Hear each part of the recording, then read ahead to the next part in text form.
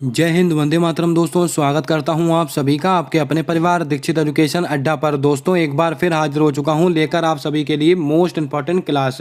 अगर आपका भविष्य में SSC MTS, SSC CGL, SSC CHSL या दिल्ली पुलिस कांस्टेबल कोई सा भी एक दिवसीय एग्जाम है तो आज की क्लास आपकी परीक्षा के लिए अति महत्वपूर्ण साबित होगी। सारे सवाल आपकी परीक्षा के पैटर्न को ध्यान में रखकर तैयार किए गए हैं। सारे सवालों को आप अपनी कॉपी के अंदर वन लाइनर नोट्स के रूप में नोट करके रखिएगा। आइए शुरू करते हैं आज की क्लास। देखते हैं अपने सारे महत्वपूर्ण सवाल। हमसे पहला सवाल पूछा गया कि यूएनओ का मुख्यालय कहां पर स्थित है। बहुत ही जनरल सवाल है लेकिन इसकी जानकारी बहुत ही महत्वपूर्ण होगी आपकी परीक्षा के लिए। पेरिस में है, न्यूयॉर्क में है, जिनेवा में है, इंग्लैंड में है। दोस्तों, आपको बता दें यूएनओ इसका दोस्तों मुख्यालय कहां पर स्थित है तो नोट करके रखिएगा। इसका मुख्यालय स्थित है न्यूयॉर्क में। आपका ऑप्शन नंबर बी बिल्कुल सही जवाब होगा। कई बार सवाल पूछा जाता है कि यूएनओ दिवस कब मनाते हैं तो आपको दोस्तों इसकी स्थापना याद रखनी होगी 24 अक्टूबर। इसको आप नोट करेंगे 24 अक्टूबर 1945। 24 अक्टूबर 1945 को दोस्तों यूएनओ की स्थापना हुई थी। यानी कि अगर आपसे यूएनओ दिवस पूछे तो 24 अक्टूबर आपका राइट आंसर होगा। अगर दोस्तों इसके हेडक्वार्टर की बात करें तो न्यूयॉर्क में इसका हेडक्वार्टर है। और दोस्तों इसमें कितने देश शामिल हैं तो दोस्तों इसके अंदर 193 देश शामिल हैं। कितने? 193 देश शामिल हैं। और इसका नवीनतम देश दोस्तों कौन बना है? South Sudan. इसको भी आप लिख लें, साउथ सूडान। ये सवाल आपके लिए महत्वपूर्ण है। और दोस्तों इसके कितने अंग होते हैं ये भी परीक्षा में कई बार पूछा गया है। इसके दोस्तों अंग कितने होते हैं? इसके अंग होते हैं 6। और दोस्तों अगर आपसे पूछ लिया जाए इसके वर्तमान में महानिदेशक कौन है? एंटोनिया गुटारेश। कौन है? एंटोनिया गुटारेश। ये दोस्तों इसके वर्तमान में हेड हैं यानी कि महानिदेशक हैं। और दोस्तों एक सवाल अति महत्वपूर्ण है, वर्तमान समय में इसकी स्थायी प्रतिनिधि कौन है? रुचिरा कंबोज। इस बात को भी आपको ध्यान में रखना है, सवाल बहुत ही महत्वपूर्ण है। अब दोस्तों एक सवाल आपको बताना है, यूएन महासभा के 78वें सत्र के अध्यक्ष कौन है? ये सवाल भी मैं आपको लिखा देता हूँ, नोट कर लीजिएगा। दोस्तों यूएन महासभा के 78वें कौन से 78 सत्र के दोस्तों वर्तमान में अध्यक्ष कौन बनाए गए हैं? Dennis Francis. कौन बनाए गए हैं? Dennis Francis. इसको आप लिख के रखें, परीक्षा का लल्लन टॉप सवाल है आपकी परीक्षा का। चलिए बढ़ते हैं नेक्स्ट क्वेश्चन की ओर। दोस्तों हमारा अगला क्वेश्चन पूछा गया कि केंद्रीय प्रत्यक्ष कर बोर्ड के वर्तमान में अध्यक्ष कौन है? माधवीपुरी बुच है, नितिन गुप्ता है, परमेश्वर अय्यर है, निधि छिब्बर है। दोस्तों आपको याद होना चाहिए केंद्रीय सीबीडीटी यानी कि केंद्रीय प्रत्यक्ष कर बोर्ड, इसके वर्तमान में अध्यक्ष कौन बनाए गए हैं? ये दोस्तों नितिन गुप्ता जी हैं। तो आपका ऑप्शन नंबर बी बिल्कुल राइट आंसर होगा। इसको आप याद रखें। अब दोस्तों आपको याद आ रहा होगा माधवीपुरी बुच ये कौन है? SEBI, central board exchange of India, SEBI की पहली महिला महानिदेशक कौन बनी है? माधवीपुरी बुच। और कई बार परीक्षा में दोस्तों आपसे सेबी की स्थापना और सेबी का अधिनियम पूछा जाता है। तो दोस्तों सेबी का जो अधिनियम है वो है 1992 का। कब का है? 1992 का तो सेबी का अधिनियम है। लेकिन इसकी स्थापना कब हुई थी? 1988 को। ये दोस्तों महत्वपूर्ण फैक्ट है, इसको आप ध्यान में रखें, परीक्षा में सवाल जरूर बनेगा। आइए चलते हैं नेक्स्ट क्वेश्चन की ओर। हमारा अगला क्वेश्चन पूछा गया कि नागालैंड के वर्तमान में मुख्यमंत्री कौन बने हैं? जगदीश मुखी बने हैं, नेफ्यू रियो बने हैं, कॉनरेड संगमा बने हैं, बीडी मिश्रा बने हैं। क्या होगा आपका सही जवाब? जल्दी से बताएं। दोस्तों आपको याद होगा नागालैंड के वर्तमान में मुख्यमंत्री कौन बन चुके हैं? ये दोस्तों नेफ्यू रियो बने हैं। तो आपका ऑप्शन नंबर बी बिल्कुल राइट आंसर होगा। इसको आप ध्यान में रखें। और ये कॉनरेड संगमा ये कहां के बने? मेघालय के। कहां के बने हैं? मेघालय के। दोस्तों अभी हाल ही में इन दोनों राज्यों में चुनाव हुए थे, इसीलिए सवाल महत्वपूर्ण बन सकता है हमारी परीक्षा को लेकर। अब दोस्तों आपको जल्दी से कमेंट करके बताना है हिमाचल प्रदेश के वर्तमान में मुख्यमंत्री कौन है? इसका जवाब आपको कमेंट कर बताना है। अब दोस्तों नागालैंड की बात आई तो आपको याद आ रहा होगा हॉर्नबिल फेस्टिवल। कौन सा? Hornbill festival. ये कहाँ का है? ये नागालैंड का त्यौहार है, इसको भी आप ध्यान में रखें। चलिए बढ़ते हैं नेक्स्ट क्वेश्चन की ओर। सुप्रीम कोर्ट एक अभिलेख न्यायालय है, इससे संबंधित आर्टिकल कौन सा है? यानी कि दोस्तों सुप्रीम कोर्ट से सवाल आपकी परीक्षा में बनना तय है। आपको बता दें सुप्रीम कोर्ट इसमें कितने जज होंगे, उनकी नियुक्ति कैसे होगी, उनका कार्यकाल कितना रहेगा, ये सब बातें लिखी हुई हैं अनुच्छेद 124 में। लेकिन सुप्रीम कोर्ट एक अभिलेख न्यायालय है, ये कौन से आर्टिकल में कहा गया है? आर्टिकल 129। तो आपका ऑप्शन नंबर बी बिल्कुल सही जवाब होगा। इसको आप ध्यान में रखें। और दोस्तों सुप्रीम कोर्ट का उल्लेख कौन से आर्टिकल में है? तो सुप्रीम कोर्ट का उल्लेख है 24 के अंतर्गत है। अगर दोस्तों आपसे क्वेश्चन पूछ लिया जाए हाई कोर्ट का उल्लेख कौन से आर्टिकल में है? आर्टिकल नंबर 214 में हाई कोर्ट का उल्लेख।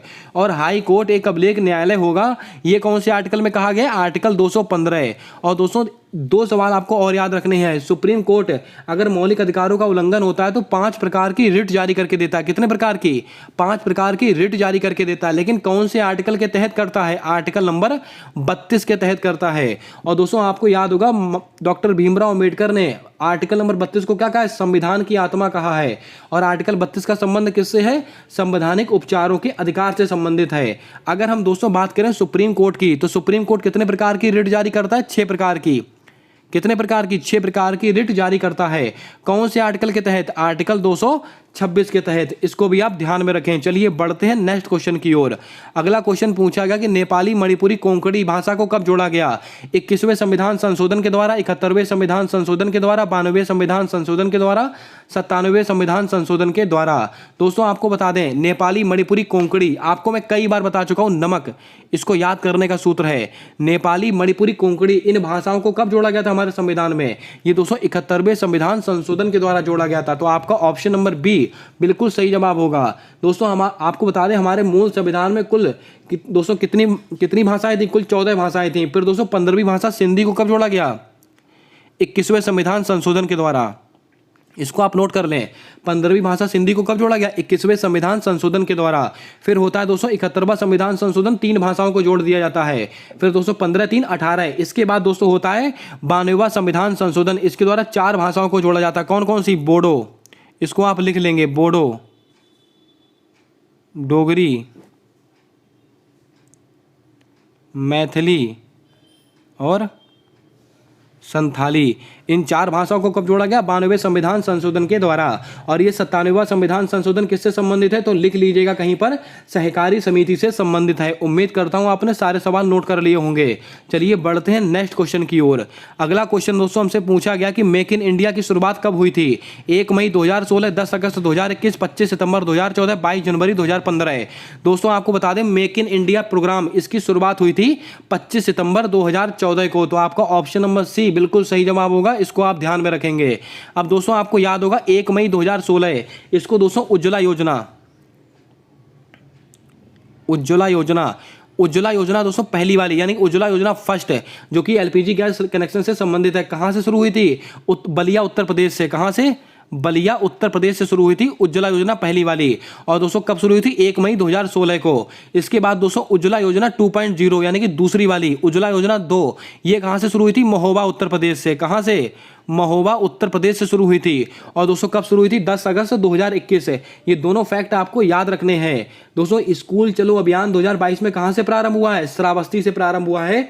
इसको भी आप लिख के रखें, परीक्षा में सवाल बन सकता है। अब दोस्तों एक सवाल दिया है 22 जनवरी 2015, इसको क्या हुआ था? याद कीजिएगा, बेटी बचाओ बेटी पढ़ाओ योजना कहां से शुरू हुई थी? पानीपत हरियाणा से शुरू हुई थी। इसको भी आप अंडरलाइन करके नोट करेंगे। चलिए बढ़ते हैं नेक्स्ट क्वेश्चन की ओर। अगला क्वेश्चन पूछा गया कि अंतर्राष्ट्रीय ओलंपिक दिवस कब मनाया जाता है? 8 जून, 23 जून, 18 अप्रैल, 22 अप्रैल। दोस्तों आपको याद होगा अंतर्राष्ट्रीय ओलंपिक दिवस ये कब मनाते हैं? ये 23 जून को मनाते हैं। आपका ऑप्शन नंबर बी बिल्कुल सही जवाब होगा। दोस्तों आपको याद होगा अंतर्राष्ट्रीय ओलंपिक संघ इसकी स्थापना कब हुई? 23 जून 1894। 23 जून 1894 या 1896? जल्दी से बताएं। 1894 में हुई है कि 96 में हुई है? इसका दोस्तों कंफर्मेशन जल्दी से कमेंट बॉक्स में आपको देना है। और दोस्तों आपको याद होगा अंतर्राष्ट्रीय ओलंपिक दिवस कब मनाते हैं? 23 जून को। अब 21 जून को क्या मनाते हैं? योगा दिवस, आपको याद होगा। अब दोस्तों 22 अप्रैल को क्या मनाते हैं? पृथ्वी दिवस। ये भी आप नोट करके रखें, परीक्षा में सवाल बन सकता है। दोस्तों 22 अप्रैल को क्या मनाते हैं? पृथ्वी दिवस। और दोस्तों 22 मई को जैव विविधता दिवस। इन सब चीज़ों को आपको याद रखना है। 22 मार्च को जल दिवस। ये वो आंकड़े हैं जो दोस्तों आपको याद रखने हैं। चलिए बढ़ते हैं नेक्स्ट क्वेश्चन की ओर। अगला क्वेश्चन पूछा गया कि पंडित मुन्ना शुक्ला का संबंध किस नृत्य से है? कथकली, मोहिनीअट्टम, भरतनाट्यम, कथक। तो नोट करके रखिएगा, पंडित मुन्ना शुक्ला इनका संबंध है कथक से। आपका ऑप्शन नंबर डी बिल्कुल सही जवाब होगा। इसको आप ध्यान में रखेंगे। ये क्या? कथक है। इसको आप लिख लीजिएगा। दोस्तों आपको याद होगा भरतनाट्यम से मैंने आपको कई नाम नोट कराए थे। रुक्मणी देवी अरुण डैल, मृणालिनी साराभाई, मल्लिका साराभाई, यामिनी कृष्ण मूर्ति, इन सबका संबंध किससे है? इन सबका संबंध है भरतनाट्यम से।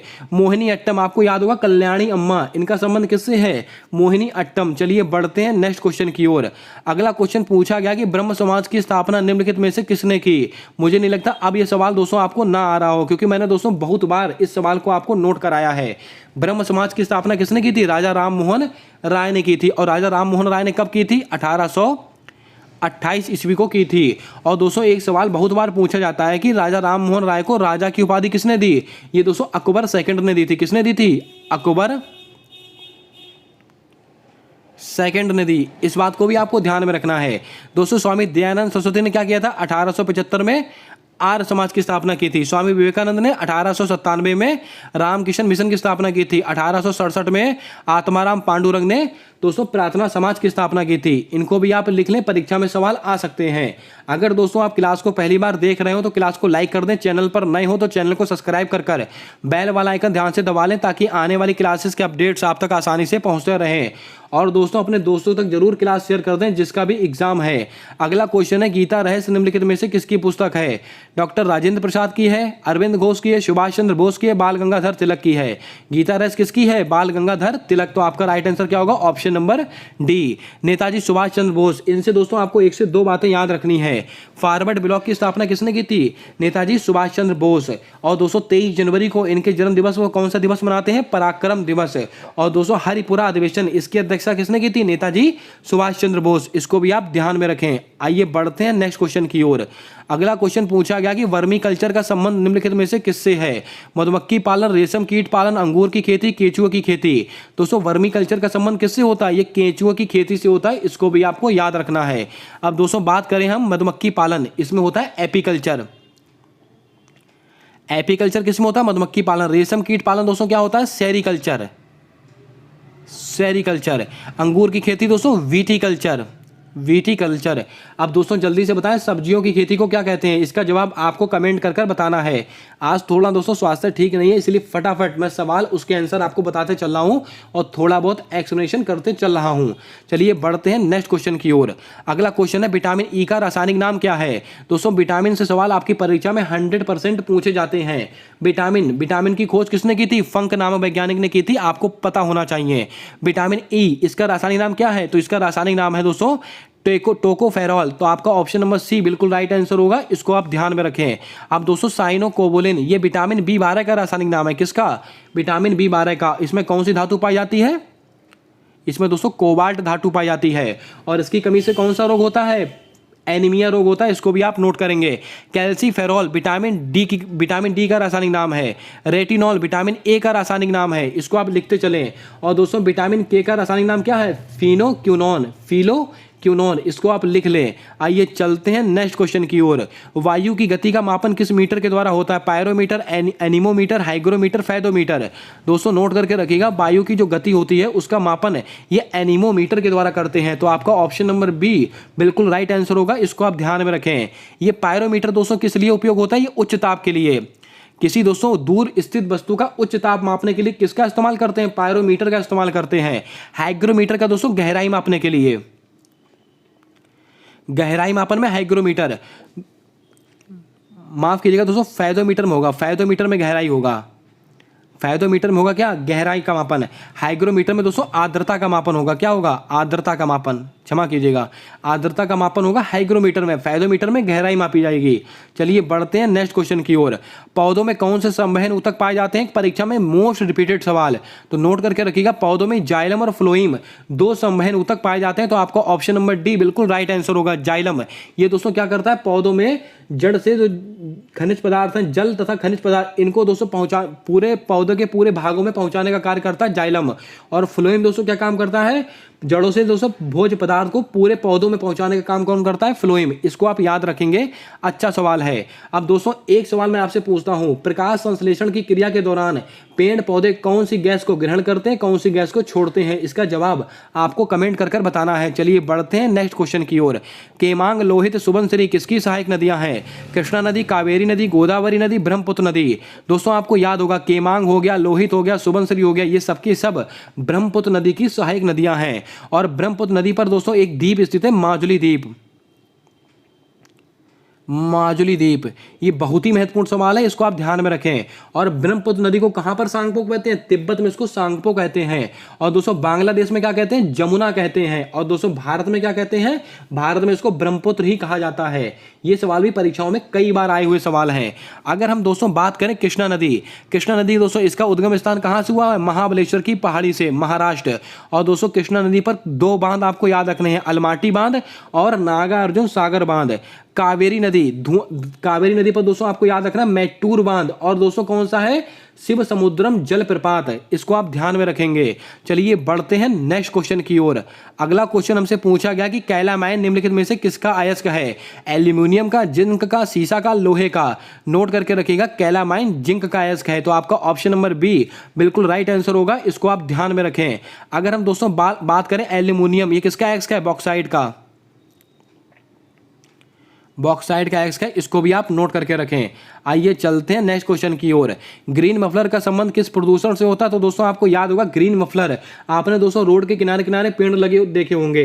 तो ये पेड़ क्यों लगाए जाते हैं दोस्तों? उस जो वाहन होते हैं उनकी ध्वनि होती है, ध्वनि प्रदूषण को कम करने के लिए। तो दोस्तों ग्रीन मफलर का संबंध है ध्वनि प्रदूषण से। आपका ऑप्शन नंबर सी बिल्कुल राइट आंसर होगा। नेक्स्ट क्वेश्चन है, सैयद वंश का संस्थापक कौन है? दोस्तों सैयद वंश से सवाल आपकी परीक्षा में बहुत कम पूछे जाते हैं, लेकिन दोस्तों ये सवाल आपसे कई बार पूछा गया कि सैयद वंश के संस्थापक कौन है। तो नोट करके रखिएगा, सैयद वंश के संस्थापक हैं खिर्ज खां।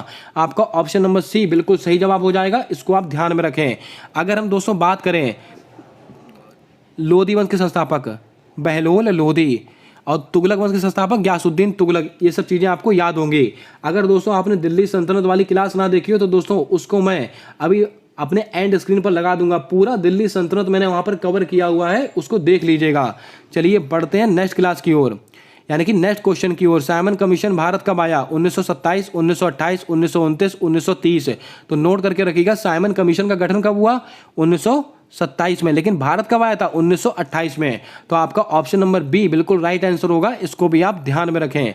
अब 1929 में क्या हुआ था? लाहौर अधिवेशन। 1930 में सविनय अवज्ञा आंदोलन, इसको भी आप ध्यान में रखें। आइए चलते हैं नेक्स्ट क्वेश्चन की ओर।